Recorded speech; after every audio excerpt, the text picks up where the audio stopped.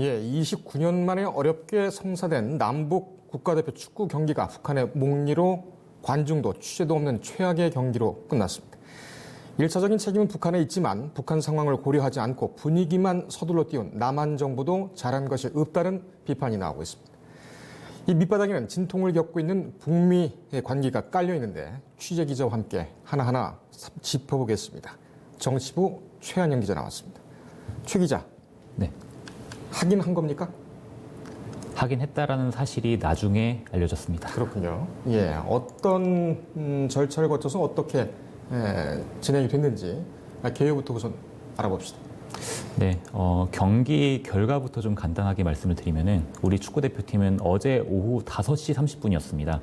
그 평양의 김일성 경기장에서 열린 2022 카타르 월드컵 아시아 지역 2차 예선 H조 조별리그 3차전이었는데요.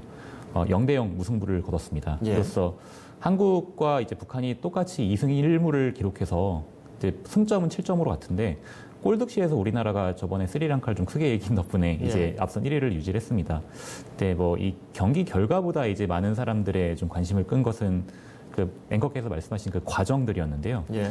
여러 가지 진풍경들이 벌어졌습니다. 어떤 내용들이 있었습니까? 그 하나하나가 참 어떤 분 말씀대로 희한한 과정의 연속이었는데 그러니까 일단은 그 TV 그러니까 중계가 이루어지지 않은 점이 있겠죠. 북측의 비협조로 이날 경기는 남측 취재진하고 그 응원단은 물론 그 TV 생중계도 없이 이제 진행이 됐습니다. 그러니까 이 결과를 그럼 우리 국내 축구 팬들은 어떻게 파악을 했느냐? 그 아시아 축구 연맹 AFC 홈페이지가 있습니다. 거기에서 이제 문자 중계를 해줬는데 그걸 통해서 결과를 확인을 했어야 되는데 뭐 누가 교체됐다, 그다음에 총 경고가 4장이 나왔다 해서 그걸 포함해서 딱 9줄짜리가 전부였습니다. 그다음에 그럼 우리나라 국내 언론사들은 이거에만 좀 기댈 수가 없어갖고 대한축구협회에서 그 축구 담당 기자들에게 문자 메시지를 지금 공지를 해줬답니다. 그걸 받아서 실시간 보도를 했는데 또 원래는 그 북한 측에서 인터넷은 좀 열어주겠다라고 그 얘기가 됐던 모양인데 또 경기 당일엔 그게 이루어지지 않은 모양입니다. 그래서 현지에 파견된 그 축구협회 직원하고 그 우리나라와 연락이 두절되는 이런 일이 있었는데, 그러니까 그럼 결국에 이게 중계가 어떻게 됐느냐? 경기장에 있던 그 AFC 그 경기 감독관이 그 AFC 본부가 말레이시아 쿠알라룸푸르에 있다고 합니다. 거기에다가 상황을 보내고 그럼 AFC 본부에서 다시 우리나라 그 KFA 대한축구협회에 보내주는 이런 식으로 통보가 이루어졌다고 합니다. 이건 뭐 여담이긴 한데 북한 주재 스웨덴 대사가 그 경기를 직접 관전을 했나 봅니다. 그러니까 무관중 경기로 치러지긴 했지만 그래서 트위터로 이제 몇몇 상황들을 중계 비슷하게 했는데. 그 영상은 지금 아직 들어오지 않고 있는데 남북 선수들이 충돌했을 때 그 손흥민 선수가 이제 북측 선수들을 말리는 그런 장면들이 이제 그 스웨덴 대사의 트위터를 통해서 약간 좀 확인이 되고. 그러니까 스웨덴 대사가 혼자 그 경기를 관람하면서 주요 장면은 사진을 찍어가지고 트위터, 본인의 개인 트위터에 올렸군요. 네, 그렇게 뭐 사진이나 영상을 이제 올려가지고 이제 그걸 보고서 이게 상황이 이렇게 된 거구나 나중에 좀 파악하는 그런 것도 있었습니다. 무관중 경기 얘기를 좀 드리면은, 그러니까 이게 피파나 그 국제축구연맹 피파나 AFC의 뭐 징계를 받은 국가가 어쩔 수 없이 무관중으로 경기를 한 경우는 있어도 이게 별다른 이유 없이 홈팀이 자청해서 관중 없이 경기한 건 이거는 진짜 사상 초유의 일로 좀 받아들여집니다. 킥오프 30분 전에 하니까 우리 어제 오후 한 5시쯤에 이제 그 경기가 무관중 경기로 진행된다는 사실이 또 알려졌었습니다. 우리 선수단이 방북하는 과정도 되게 조금 이채로웠는데요. 그 굉장히 그 과거와 예와는 좀 다르게 아주 깐깐하게 모든 절차를 다 그 거치게 그렇게 했다면서요? 그렇습니다. 당초 그러니까 들어가는 과정부터 좀 설명을 드리면은 그 원래 이제 남북 대결이 성사가 됐을 때 일각에서는 그 육로나 남북 직항로를 통해서 좀 방북할 수도 있겠다 그런 가능성이 있었는데 결국에는 선수단이 그 인천공항에서 베이징 공항에 내려서 거기서 다시 이제 평양으로 들어가는 그러니까 1시간 30분 정도면 갈 수 있는 거리 이틀 걸려서 간 겁니다. 그러니까 이게 비교가 되는 게 작년 7월에 평양에서 남북 통일농구 경기가 있었는데요. 그때도 그러니까 대북 제재 문제가 있기 때문에 미국으로 취향하는 어떤 항공사 비행기는 이제 북으로 갈 수가 없습니다. 그래서 이제 어떻게 했나니 그 우리나라 공군 수송기의 내부를 개조해가지고 거기에 의자를 달아서 이제 어떻게든 그렇게 가긴 갔었습니다. 근데 이번에는 그것마저도 합의가 되지 않아서 이제 우리 선수단이 베이징을 거쳐서 다시 내려오고 이제 다시 평양으로 내려가는 그런 게 진행이 됐고요. 또 선수단이 노트북이나 휴대폰 이런 것들도 이제 대북 제재 문제 때문에 네. 이제 휴대를 못했습니다. 그래서 경기가 끝난 다음에 평양에서 나올 때는 자기 신들이 소지했던 물품들, 그러니까 우리 축구 대표팀의 공식 후원사가 그 N사, 그 미국에서 이제 후원하는 N사 물품인데 그것도 이제 미국에 북한에 남겨놓고 나오면 안 된답니다. 그래서 통일부에서 선수들한테 사전 교육을 할 때 다 갖고 나와라. 그런 식으로 교육을 했다고 하고요. 예. 그러니까 그래서 축구협회에 따르면 그 선수들이 휴대전화를 가져가지 못하니까 이제 그 알람 같은 걸 이제 설정을 못하지 않습니까? 그래서 휴대전화는 이제 주중 한국 대사관에 맡기고 우리 협회에서 선수들 위해서 알람용 자명종 32개 사가지고 이제 선수들한테 나눠주고 이제 늦지 않게 일어나라 이렇게 줬다고 합니다. 그러니까 이렇게 다사다난했던 이번 평양 원정 경기는 이렇게 끝났고 북한과의 우리 측 홈 경기는 아마 내년 6월에 예상될 것으로 보입니다. 이제 그때는 어떤 상황이 벌어질지 주목되고 있습니다. 다음 질문으로 넘어가기 전에 그 경기 초반에 약간 다툼이 있었죠? 네. 그 아까 손흥민 선수가 나서서 말렸다는 그 장면이 네. 스웨덴들 사이에 SNS를 통해서 또 퍼지기도 했는데 그 싸우게 된 원인, 다투게 된 원인이 뭐였습니까? 글쎄요, 그것까지는 파악이 안 되고 있습니다. 그러니까 그 대목만 스웨덴 대사도 이렇게 경기를 보다가 싸우니까 그때 다시 이제 그 리코딩 버튼을 눌렀는지 그 전에 어떤 상황이 벌어졌는지는 잘 모르겠습니다. 기자가 같다면은 정확하고 생중계로 생생하게 좀 볼 수가 있었을 텐데 좀 답답합니다.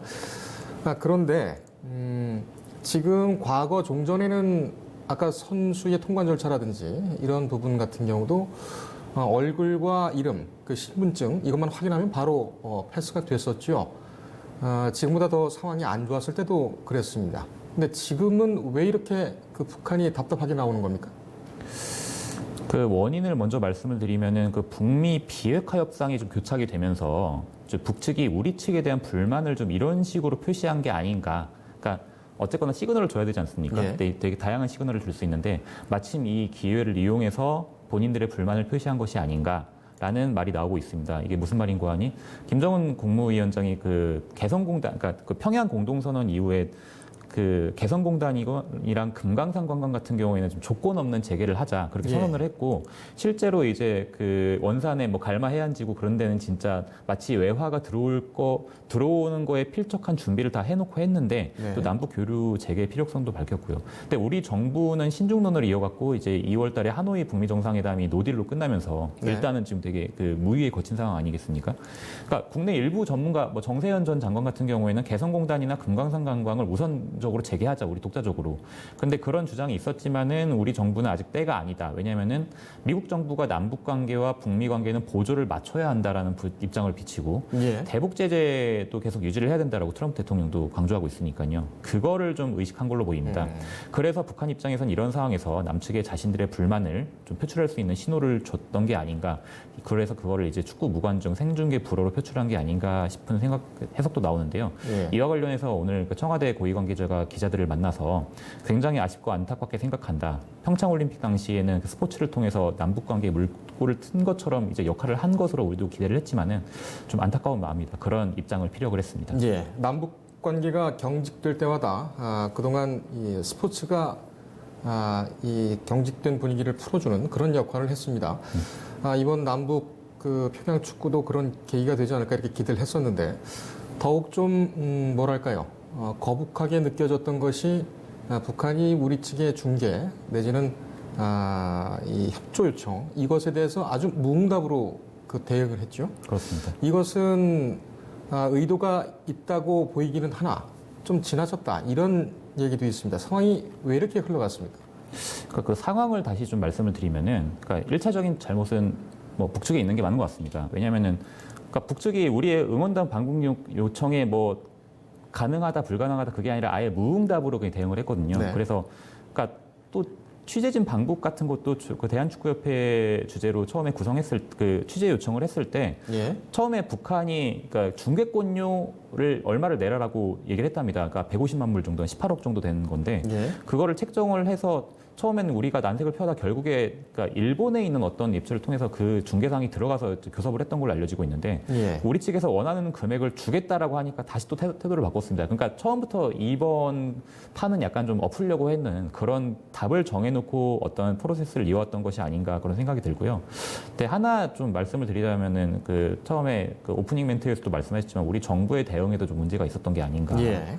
그러니까 7월 17일 날 그러니까 조추첨이 7월 17일에 있었지 않았습니까? 예. 이게 마침 그 6월 30일 판문점에서 그 트럼프 대통령하고 김정은 위원장이 만난 지 한 보름 정도밖에 지나지 않았기 때문에 당시에는 뭐 2주 내에 뭐 비핵화 실무 협상을 이어가겠다 그런 논의가 있었기 때문에 그거에 기대 가지고 뭐 통일부나 기타 우리나라 측에서 선수단이 육로 방문을 할 수 있다, 응원단 파견도 추진하겠다 그런 식으로 나왔었는데 약간 좀 지레짐작이 아니었을까. 그러니까 실제로 남북 연락사무소 등을 통해서 좀 마쿠 논의가 있었던 것으로 알려지고 있습니다. 그런데 결국에 북측의 거부로 다 그 무산된 거기 때문에 너무 일찍 좀 기대감을 내비친 게 아닌가 그런 아쉬움이 나오고 있습니다. 그렇습니다. 상황이 이렇게 되기 전까지의 그 배경, 그것은 좀 전에 얘기를 했듯이 미국과 북한, 북한과 미국의 정상회담 이 부분이 뭐 노딜 사실은 노딜로 끝났기 때문에 거기에 대한 북한의 불만 그리고 중재자로서의 한국의 역할을 더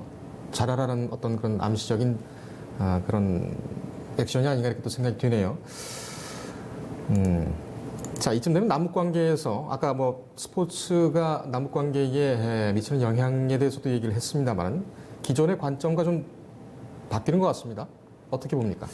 그 영국 BBC가 이번 무관중 경기를 놓고서 지난해까지만 해도 남북한이 스포츠를 통해서 진전을 이뤘지만은 지금은 좀 예전 같지 않다라는 식으로 약간 전국을 찌르는 보도를 했는데요. 예. 그러니까 말씀하신 대로 그 영화 코리아의 그 배경이 됐던 91년 뭐 지바 탁구 선수권 대회 그때만 하더라도 진짜 뭐 마침 우리가 우승을 해가지고 이제 한반도기가 올라오고 아리랑이 뭐 울려 퍼지고 그런 장면을 보면서 많은 국민들이 감동을 느끼고 또 그 90년도에 29년 전에 있었던 그 90년도의 통일축구 대회에서도 서로가 뭐 격려하는 그런 모습도 있었는데 그래서 뭐 대학 전문기관 보고서들을 보면 1970년대부터 올림픽 단일팀 구성도 굉장히 있었습니다. 옛날에 뭐 도쿄올림픽 그 68년도 도쿄올림픽부터 시작해서 그 이후에 뭐 몬트리올 올림픽 그런 데도 이제 그 논의가 있었던 것으로 알고 있는데 비록 그런 성공적인 결과물은 없었지만은 이런 교류와 접촉 자체가 상호 이해 증진 가능성을 보여줬다라고 설명을 했었거든요. 예. 그러니까 문재인 대통령도 지난 4일날 그 서울에서 있었던 전국 체육대회 개회식에서 그 남북 간 대화가 단절되고 관계가 어려울수록 그때 체육이 만남과 대화의 문을 열었다라고 평가를 한 적이 있었습니다. 근데 그래서 그 9월 평양 공동선언에도 보면은 그 도쿄올림픽 공동 진출이나 32년도 그 하계올림픽 공동 유치 등에 협력하기로 한 것도 이 같은 인식에 기반한 걸로 보이는데요. 시대가 변하면서 좀 스포츠가 남북 관계의 종속 변수가 되는 게 아닌가. 그래서 실제로 그 평창 동계올림픽 때 여자 아이스하키 팀 남북 단일팀 만들 때 국내 일각에서 그 국내 선수들의 출전 기회가 박탈당했다 그런 여론이 생겼는데 실제로 청와대 내에서 좀 당황했다라는 분위기가 전해지기도 했거든요. 그랬을 겁니다. 네, 그래서 그러니까 실제로 청와대 내에서 이럴 수도 있다라는 어떤 문제 제기가 있었지만 그렇지 않다. 단일팀을 가자라고 했는데 그 결과를 두고서 좀 당황했다. 그러니까 이런 식으로 일반 국민들의 인식이 변하지만 정부가 이를 좀 너무 좀 애매하게 생각했던 거 아닌가 그런 의견도 나오고 있습니다. 사실 전후 세대가 지금 그 다 차 있고 전쟁을 기억하고 전쟁 이전에 한반도를 기억하는 사람들은 그리 많지 않은 것 같습니다. 특히 남한도 그렇고 북한도 그렇지 않겠습니까? 특히 이제 김정은 위원장만 하더라도 과거의 어떤 그런 한민족이라는 그런 인식은 좀 옅어졌을 것이다 이렇게 생각이 됩니다. 문제는 이것이 그렇게 충분한 논의나 고려 또는 배려 없이 그냥 스포츠면 된다 이런 식으로 계속 가다 보면은 오히려 양측의 국민의 감정을 더 멀게 하는 것 아니냐 이런 우려도 되는 것 같습니다. 사실은 이 카타르 월드컵 같은 경우도 예전에는 남북 단일팀 이렇게 구성해서 가자는 그런 목소리가 한창 나왔을 거예요. 지금까지도 지금은 예선전이 치러지고 있긴 합니다만 한반도기의 한반도기가 펄럭일 때에 물결치는 한반도기의 그 감동적인 어떤 그 마음의 울림 이런 것을 기억하는 사람이 이제는 글쎄요 국민 절대 다수가 아니다라는 부분에 대해서는 우리가 좀 인정을 해야 되겠습니다. 자, 다른 남북 협력 사업도 지금 고착되고 있습니까? 어떻습니까? 결론부터 말씀드리면 쉽지 않아 보입니다. 그러니까 그 평양 공동선언 당시에 말씀드렸던 채용 문제 비롯해서 뭐 산림 협력, 환경, 그다음에 이산 가족 문제 이런 것들이 있는데 예. 지난해 말까지만 해도 그 각종 실무 협상이 이어지다가 이제 하노이 노딜 이후에 약간 좀 모든 게 중지되고 있는 상황입니다. 대표적인 게 아프리카 돼지열병 지금 문제인데요. 그러니까 그게 북한 내에 지금 그 아프리카 돼지열병이 굉장히 좀 확산되고 있는 건 어느 정도 기정사실이라고 받아들여지고 있고, 예. 그래서 우리 정부는 협의를 하자라고 했는데 북한이 좀 철저하게 무응답으로 나오고 있거든요. 그래서 그 DMZ 방역이나 그 민간인 통제선 멧돼지 포획들이 우리 정부 자체 조치로 좀 이루어지고 있습니다. 그 다음에 이산가족 상봉 같은 경우에도 지난 추석 때 없었죠. 그 김현철 장관이 실향민들을 찾아가서 사과하는 일도 있었는데 예. 이런 것들을 봤을 때 앞으로의 전망이 그렇게 밝지만은 않다라고 말씀을 드려야 할 것 같습니다. 그렇습니다. 북한의 지금 그 돼지열병 감염 확진 이런 통계는 정확히 나온 것은 없죠, 아직? 정확하게 통계가 된 건 없고 다만 북한이 몇 달 전에 그 유엔에다 정식 보고를 했습니다. 보고를 했고 그것만으로도 북한이 정말 자기들의 돼지열병이 심각하다라는 걸 어느 정도 자인하는 거였고요. 예. 국가정보원이 지난번에 그 국회 정보위 업무보고에서 그 브리핑을 한 걸 보면은 거의 좀 많이 심각한 상황이다. 예. 거기까지만 지금 전해지고 있습니다. 함경도 지역은 돼지가 전멸했다 이런 얘기도 있었습니다. 네. 좀 확인을 좀 해봐야 되겠습니다만. 네. 이렇게 또 지나가는 모양입니다. 알겠습니다. 오늘 고생했습니다.